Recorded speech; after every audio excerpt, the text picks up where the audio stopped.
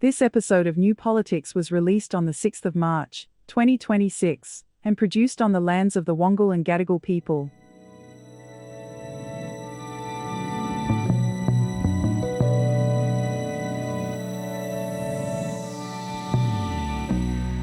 With the attack on Iran, are we entering a new stage of Western imperialism? And if the rules-based order is supposed to stop this kind of action, why does it apply only to some countries and not others? These are the issues that are becoming increasingly difficult to ignore, and these are some of the questions the Australian government needs to respond to. I'm Eddie Djokovic. I'm David Lewis. All of this is coming up in this big episode of New Politics. And just a reminder that New Politics is produced by independent media. We publish extended analysis each and every week. And if you value independent journalism without the influence of corporate backing, join us at newpolitics.com.au and support us directly. It's just $5 per month. You can also join up at Substack and Patreon, and all of this is a good way to support independent journalism.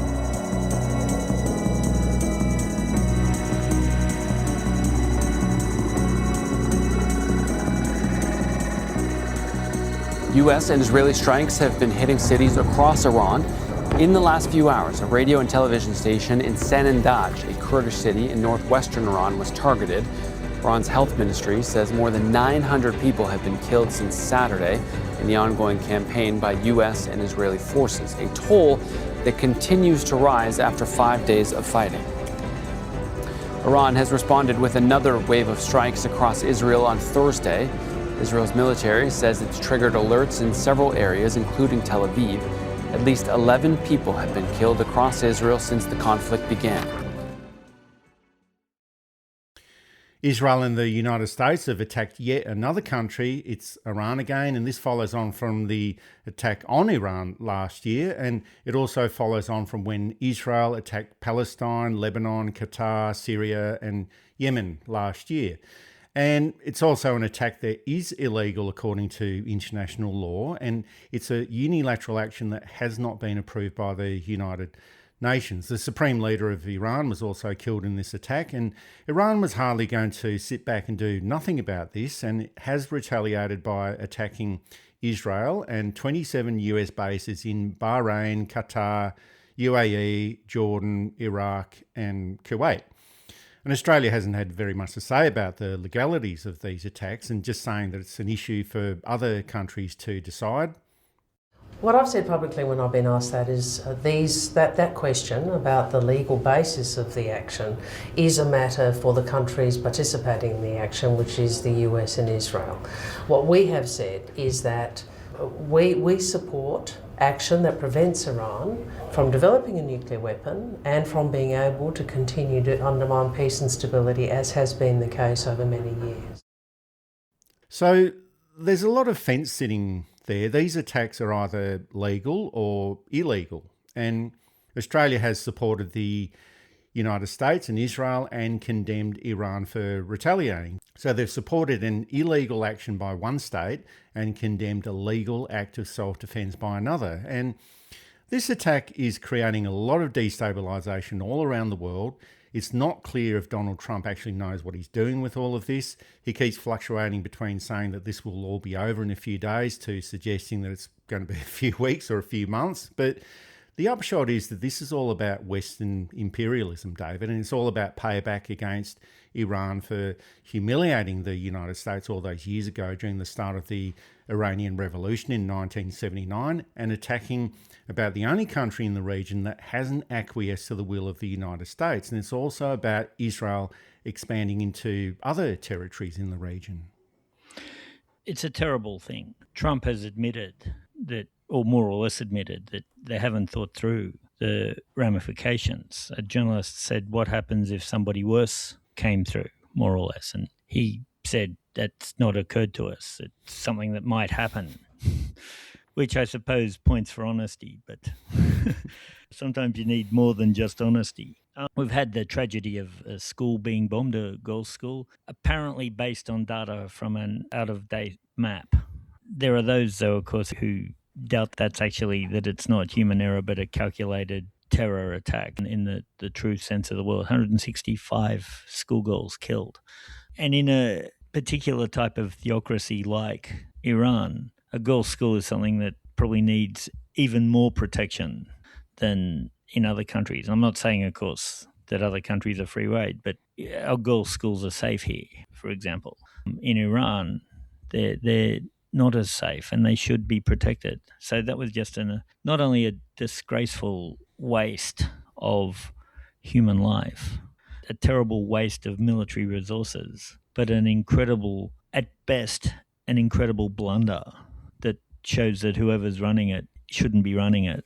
At worst, a deliberate act of terror, which again shows whoever running it shouldn't be running it. They have approached Iran to try and negotiate a ceasefire, and Iran is saying no, basically bring it on. You can't beat Iran, but the people there are highly motivated. It's the whole Gallipoli lesson again. Hard to get into, and then a highly motivated population who is a lot more modern than your racist assumptions would think.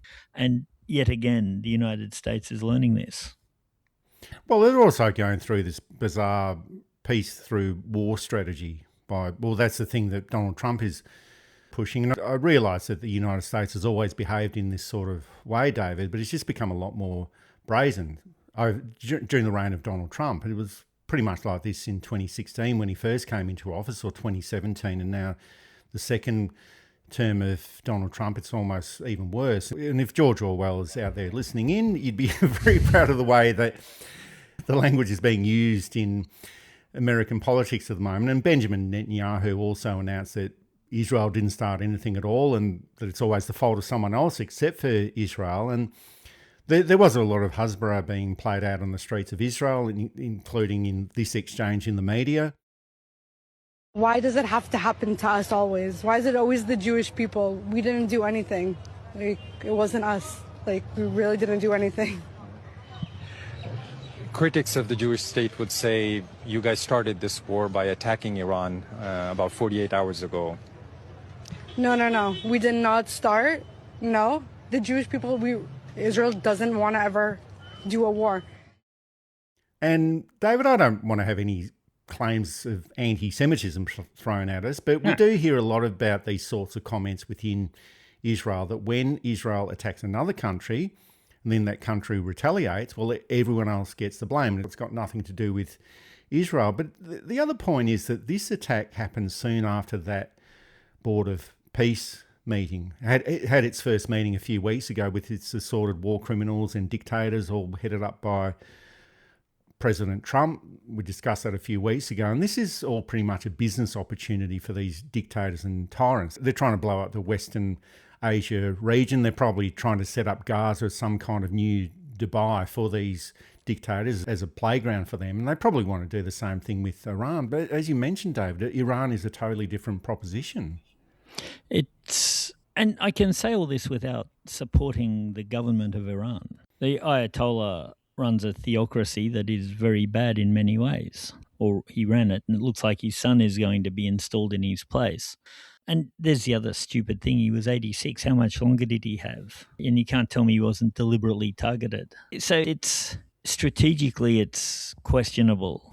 Good diplomacy is patient. Good international relations is prepared to wait. We have, of course, an extremely racist mass media. The Daily Telegraph's headline this week was just appalling. I'm not even going to repeat it. But it was basically mocking the death of Khamenei in a very racist way, using his title as a supposedly, but not, humorous pun. Obviously, people who've never had anything to do with the taking of a human life in the line of duty, no matter how bad the person is, it's still a human life, and it's not something that should be celebrated or even championed. And yeah, I hope that, well, nothing will happen here. But I guess the other point is that the spiritual leader Khamenei, he was assassinated, and that's exactly what it was, even though the Western media failed to report it in this particular way. And, it's a little bit like assassinating the Pope. And there's been a lot of reporting about Khamenei being a murderous tyrant, a lot worse than Hitler. And that's the way that the West likes, including the Western media, always likes to depict these types of leaders that they want to eliminate. And as you mentioned, Dave, we're not going to sugarcoat who Khamenei was, or his role with what's going on within Iran, the clerics are hardliners, and there's this massive schism between the clerics and the rest of the Iranian society, and they've become less hardline since the first Ayatollah, but they're still pretty hardline, and that's probably where the reforms within Iranian politics and society need to happen. But essentially it's not going to happen by killing these clerics one by one. They've got this authority that's spread out, a little bit like Hamas and Hezbollah. You kill one leader and then someone else appears from another location. But if the United States and their Israel proxy, well, if they want to implement regime change, as they keep saying, well, it's just not going to happen like that. Iran is a very difficult country to invade and occupy. You mentioned that before, David. It's 4 times bigger than Iraq. And I guess with that invasion of Iraq in 2003, that's the model that the United States wants to implement at this stage. That's what they'd be looking at. But the geography is far more difficult. It's got a larger population of around 90 million people. That's a lot of people. There's a large nationalist resistance as well. So it's not going to happen in the way that the United States or Israel want it to happen. But still at this early stage, it just seems like a very odd campaign. And if things progress, and even though they've bombed something like 2,000 different locations, but I think if it continues in this way, it's probably going to be a losing campaign rather than a winning campaign, whatever that might end up being.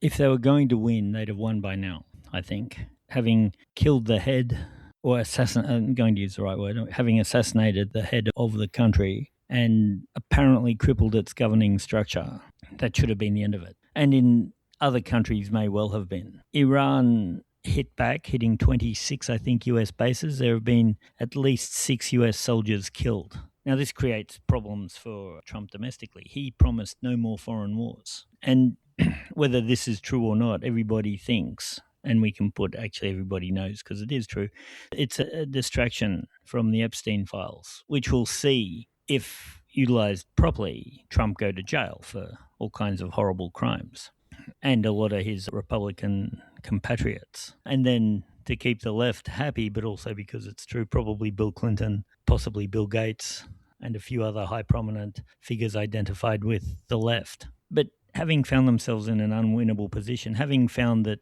the main reason they want presence in the Middle East, which is oil, is now cut off, and starting to see, at least from the outside, that they can't win from here. The best case situation is a Ukraine situation where they stretch the war out for 5 years and gain nothing. Putin keeps putting out propaganda that they're going to get this part of Ukraine, they're this close to a deal.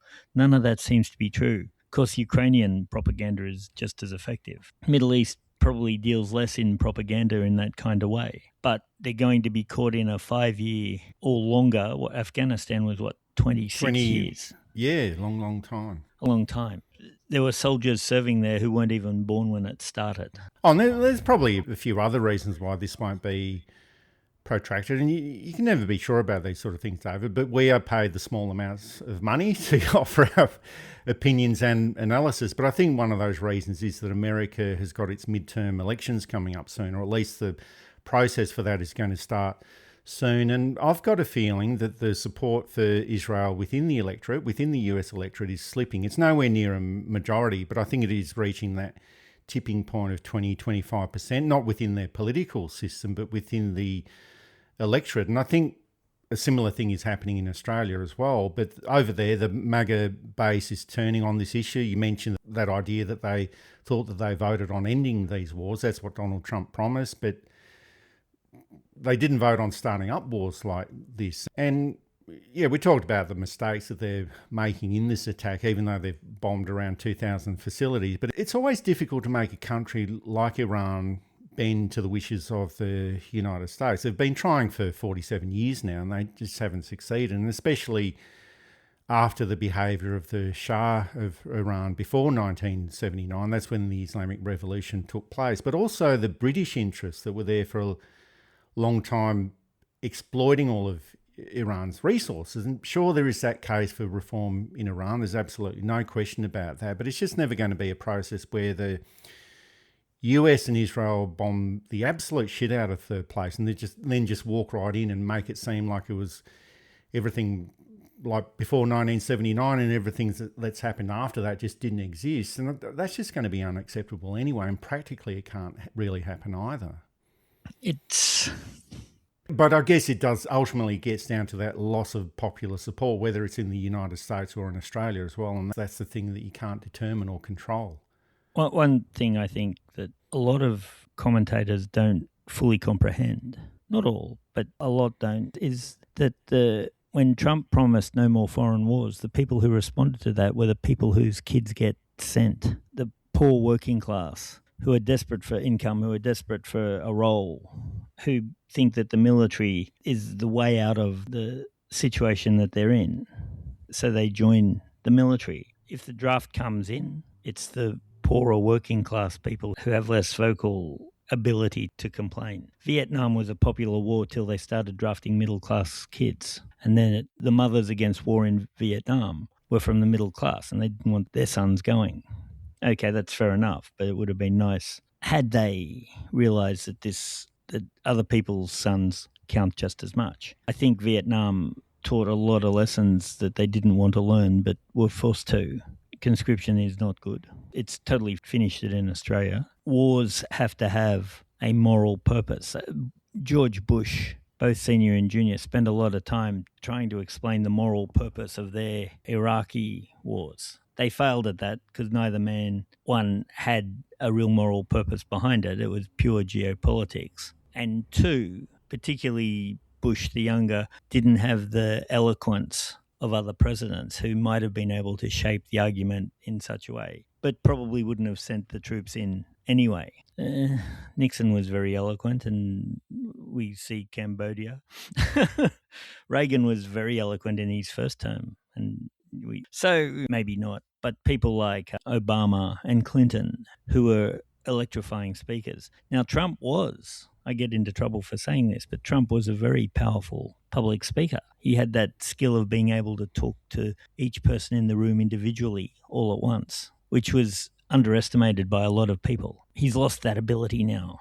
His brain is degraded too much. So what used to be quite clever, they don't like me and do my best and you're here to that type of thing, which an Obama or a Clinton would never do, but which was really effective because it made the person listening feel this is a guy who acknowledges me. Obama and Clinton were unifying speakers. They'd unite the whole room. Trump was an affirming speaker, built through years of charming people in boardrooms, trying to get people to give him money for less results than he was promising. But he's gone too far now. The people who would have supported him were relieved when he said no more foreign wars. And certainly a lot of his actions suggested that. He wanted to go back to an isolationist United States, pre-World War II, really, United States. But desperate needs call for desperate measures, and he's broken probably the core promise and alienated half of his base. So unless he can pull a victory out of his hat in the next week, which he can't, they've lost too much logistics, equipment and bases over the last couple of days. Was this attack legal? Are you concerned that this might erode further the rules-based order? Well, those are judgments and statements for the United States and for those involved directly in the attack. What I would say is that the threat to international peace and security of the Iranian regime is real. The fact that they orchestrated attacks here in Australia, on the other side of the world, underlines the threat that this regime presented to the rule of law and to international norms of behaviour. And we also had that strange situation where even though this war was clearly an illegal act, Australia couldn't decide whether it was legal or illegal, but they knew enough about it to condemn Iran and support Israel and United States. But David, it's clearly a violation of international law. I've had a good look at the UN Charter and it's clearly a violation of international law. And the problem is that there's no real mechanism to enforce this if international law is broken by someone like the United States, and they can't really do anything against the United States. And the same goes for Israel. And this rules-based order that Anthony Albanese and Penny Wong keep talking about, well, you either believe it or you don't. And this selective application of this rules-based order, or getting a bit of amnesia about it when you're asked about it, that just really weakens their credibility, like overseas and also domestically. And it's not just for Albanese and Penny Wong, but also the leaders from all around the world who are using the same kind of amnesia and forgetfulness about what the rules are. I noticed the Spanish president, Sanchez, he hasn't forgotten all of these rules that are going on in the world. But one issue is that the United States is part of the Labor tradition as well. The Labor government at the time was instrumental in the creation of the United Nations all the way back in 1945. Herbert Everett was one of the key people in this process. I think he was the head of the United Nations or the president, but yes, now a different Labor government is trashing all of that, as well as having less influence in foreign policy. And in the 1970s, David, Australia stood strongly against apartheid. And that was against the wishes of the United States and Britain at the time. And before that, they made their links and normalised relationships with China way before anyone else in the West did. But what do Albanese and Penny Wong do today? They just go along with the United States. Whatever the United States does or whatever it says, they just go ahead and support it. So it's quite radically different to the way that Australia used to behave on the world stage. I don't know that there's a party that, well, there's a country where its parties will trash their own legacies. As well, the Liberal Party is doing it, so why can't the Labor Party do it? Yeah, well, that's it. The Liberal Party, it was a Liberal government that led the charge against apartheid. The Fraser government domestically was highly unprincipled, but internationally very principled. Fraser brings in refugees. Fraser there's sporting boycotts, not the Olympic Games, interestingly. And Margaret Thatcher, in her autobiography, says something like, oh, Malcolm Fraser was there trying to make an eminent person out of himself because he stood up to somebody who should have been at least broadly ideologically aligned. Hawke, of course, I think Hawke would have struggled today because he was very much in line with Zionist business interests and things. But certainly letting the Chinese student dissidents stay in Australia after Tiananmen Square was an act of both courage and decency. And he had a better approach to refugees than some of his later. And of course, it was the Labor government of Whitlam who stopped the White Australia policy that starts to allow for these things to happen, because you can't say, oh, we're against apartheid while having the first major act of parliament passed something that says we're excluding people based on skin colour. But apartheid's bad. And it becomes, what is the government building on and what is the opposition building on? The government needs to remember that Labor has a proud tradition of doing the right thing sometimes, and to remember when it's done the right thing and remember why it's done the right thing. And now's a perfect opportunity for Penny Wong. And I know that there are treaty obligations and diplomatic obligations. But if Penny got up and said, we don't support this, we condemn what has happened, and we urge our dear friends, the United States, to stop the action and withdraw and leave everyone alone, I think that would do a lot better and would even get the admiration of some of our right-wing colleagues who are struggling to see the point of the war. Oh, well, also the Australian government has been part of that build-up of this case against Iran, and we can see all the pieces starting to add up now, where last year Anthony Albanese announced that Iran was responsible for lighting fires at those synagogues in Melbourne. I think there were 2 or 3 incidents in Melbourne, and also I think said that they were responsible for another attack of a delicatessen or a shop in Sydney. And they also expelled the Iranian ambassador last year. And I think a lot of people at the time when this was announced, I thought, well, he might have made a mistake and announced the wrong country. Yes. And there was no evidence provided, and it was never explained why Iran or the Revolutionary Guard would want to firebomb a synagogue 1,200 kilometres away. And we also had that revelation during the week, David, that the president of Israel, Isaac Herzog, well, he received a secret briefing from ASIO when he was in Australia a few weeks ago. And I'm pretty sure that it wasn't about having a cup of tea and some cake and biscuits. And Anthony Albanese lied about that blatantly. He said that Herzog was here just to provide comfort and support to grieving families after the Bondi massacre. And a lot of people just didn't want this guy to come into Australia at all, including us. But if that's the reason that's given, you sort of think, well, look, we don't want this guy to come, but okay, well, that's sort of acceptable. But ultimately, this was a PR stunt for the state of Israel and getting some Australian intelligence while he was at it as well. One wonders if Chris Luxon from New Zealand would get a exclusive ASIO brief. Now, I'll be fair, he might. But New Zealand is a completely different country anyway. One wonders if Modi from India, who Albanese has described as a great friend, maybe, would get that. Or the Indonesian president would get that. Of course they wouldn't, but Australia is part of that Five Eyes agreement. So sure, the Five Eyes changes things. But even still, the president of another country gets a briefing who's not from in the ASIO. Five Eyes. It's not the Six Eyes. It's the Five Eyes. Australia, Canada, New Zealand, America and England.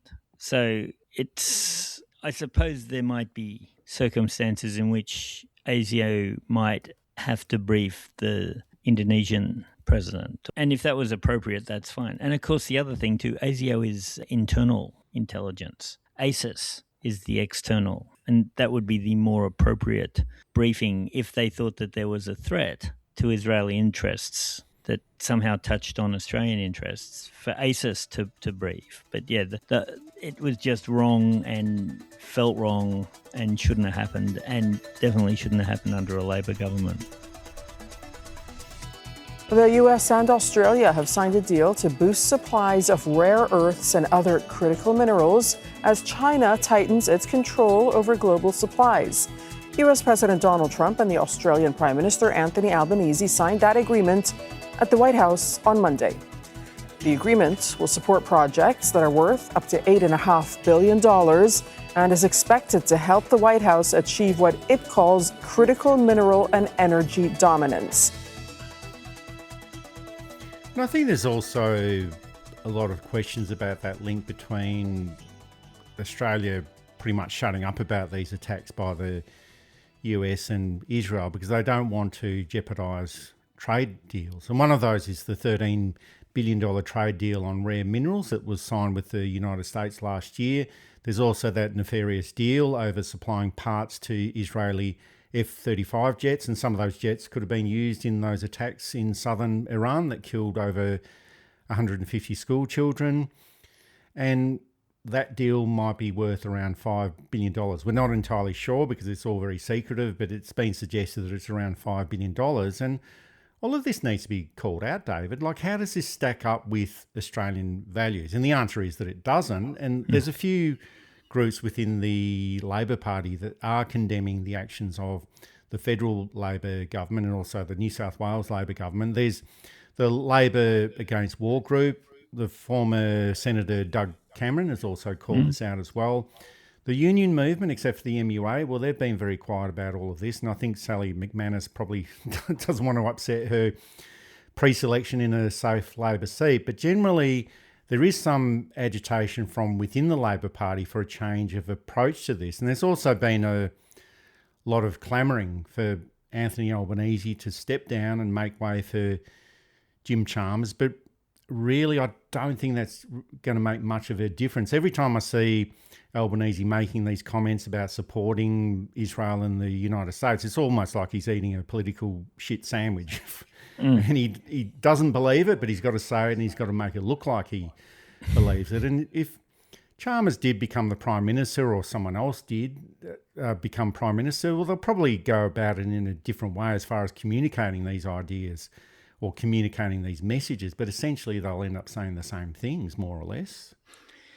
Yeah, and we've got to be fair. Prime Ministers often, and all ministers often, have to say things that they don't necessarily agree with, but that's the way it's gone. You lose political fights sometimes, so the infrastructure project that you thought was too big, too stupid, too unneeded gets the go-ahead. So you've got to get up and say, this is the best thing that's ever happened here. Fantastic. Can't wait.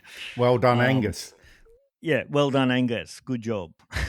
Fantastic. But there does come a point where your basic principles have to come into play. And Labor, its platform recognises Palestine. Now, they have put in the official recognition for Palestine. We can't forget that. But that needs to be followed up with practical support.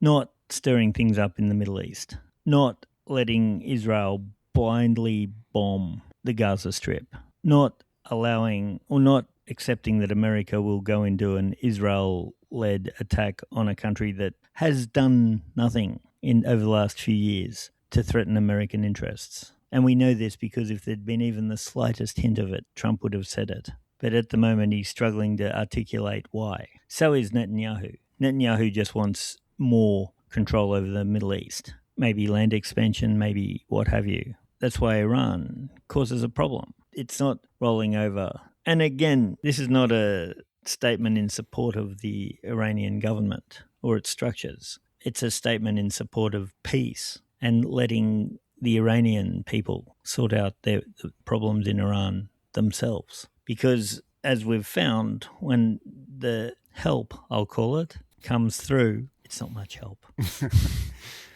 But it's also hard to see how all of this will play out internationally. Personally, I don't think this war against Iran will last that long. I could be wrong about that, but it will probably be similar to the 12-day war that the United States and Israel started last year. But I think there's greater repercussions for the United Nations. And again, that rules-based order that a lot of people like to talk about but never actually do very much in practice. But to me, it seems like it's becoming more and more like the 1800s. And you're more of a historian than I am, David, but this is the 1800s where the big countries swallow up the smaller ones and we get all of these imperial games. And I think it's also a case of where does Australia stand on all of this, because whether Australia is a key player on the world stage or instrumental in influencing decisions made overseas, like they were in 1945, or if you want to go back further in the 1920s with the League of Nations, that's probably not going to win very many votes in Australia. And just remembering that all politics is local politics, but Australia is part of the international community. It's not part of the United States and it's not part of Israel. And with a lot of these issues, you referred to it before, you just have to do what's right and call out your allies when they do these stupid things. And I think at the moment Australia isn't doing the right thing. No, it's not. And we're already feeling the effects. Petrol prices went up 20 cents overnight. Now, how they can charge petrol that's already in the pumps to go up from incidences that will take 6 weeks for that petrol to get here is a whole other question to do with Australian market regulation. But nonetheless, the petrol companies are seeing that the price of petrol is going to go up sharply. They're saying it's going to be a worse shock than the 70s petrol, where I think the price of petrol doubled overnight. One controlling factor in this is that we now have decent and affordable electric cars. Chinese companies like Build Your Dream, there's a Spanish company, Nissan do an electric car, I think Toyota have hybrids, Volvo has an electric car. We may see that this actually kills the petrol industry in a substantial way. It'll never go away. We still use petrol for a lot of things. But if you've got most of your city drivers not using petrol, suddenly you've taken a big hit in income. But suddenly I see that putting the prices up, because, okay, it's more difficult to get the stuff and the fuel is scarcer, etc., etc., etc. I don't think that's in anybody's short-term or even long-term interest. And I think that we're going to see more and more alternatives to petrol-driven cars and diesel-driven cars and vehicles on the streets. That's it for this episode of New Politics. Thanks for listening in. And if you value independent journalism without the influence of corporate backing, join New Politics at newpolitics.com.au and support us directly. It's just $5 per month, and we always try to keep it very simple. If you like what we do, please send some support our way. It keeps our commitment to independent journalism ticking along. I'm Eddie Djokovic. Thanks for listening in, and it's goodbye to our listeners. I'm David Lewis. We'll see you next time.